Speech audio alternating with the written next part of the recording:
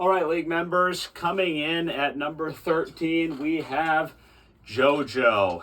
JoJo, unfortunately, this season was a complete disaster. Tied for the worst record, fewest points by far, averaging only 86 points per game. Very, very poor. Did start to pick it up a little bit towards the end of the year, but overall just a lost season for our defending champion. But I have to give you credit, JoJo. You took the L like a man. You didn't say anything, no popping off in the group chat. This is how losing is done, okay? You are the model loser of this league, okay? And I mean that in a complimentary way, as much as it probably seems like I don't.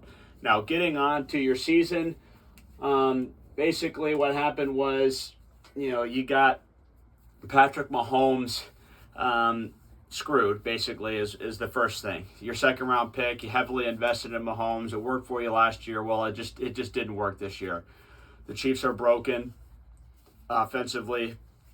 You look around at your roster, you got a lot of players on bad offenses. That's the key.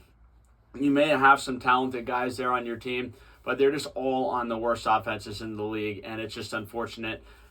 Couple injuries, some real big misses in the draft, and that's how you end up being in last place.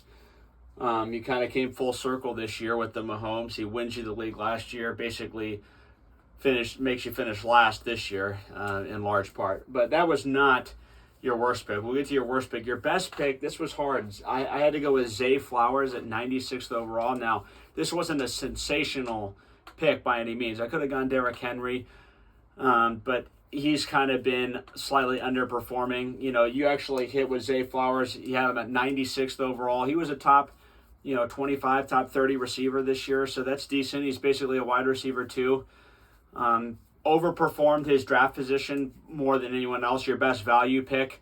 But that kind of just sums up your season. If Zay Flowers is your best pick at 96 overall, that means you just didn't have enough good picks for the season. Your worst pick, this was tough.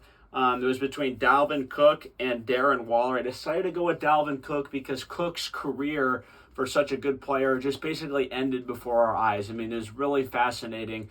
Coming into the year, he had some hype. People didn't know if Breece Hall was going to be good. And then basically from week one, when Breece Hall breaks that huge run against the Bills, the season is over for Dalvin Cook. And you took him at 45th overall. You just can't make a mistake like that. He was irrelevant the entire year, and his career is basically over now. So that's just startling how bad that was. But Waller could be a good honorable mention. He was also just a huge miss going at the tight end position. The takeaway kind of for your season, you took two RBs that were pretty old. Henry has done fine, especially recently, although he did trend down significantly towards the middle of the season. And then Dalvin Cook, whose career, like I said, just like that, evaporated before our eyes. And then you took two of your first three wide receivers were rookies.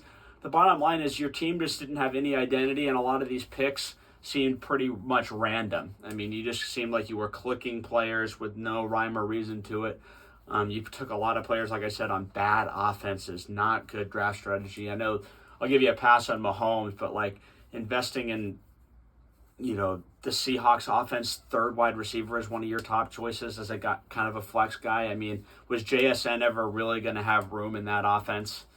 I don't think so. So a lot of picks for you to work on for next year. But this was you and Gabo the last 2 years. The champions curse has been real. That's going to wrap it up for this one. Number 12 is going to be coming at you here in just a few moments.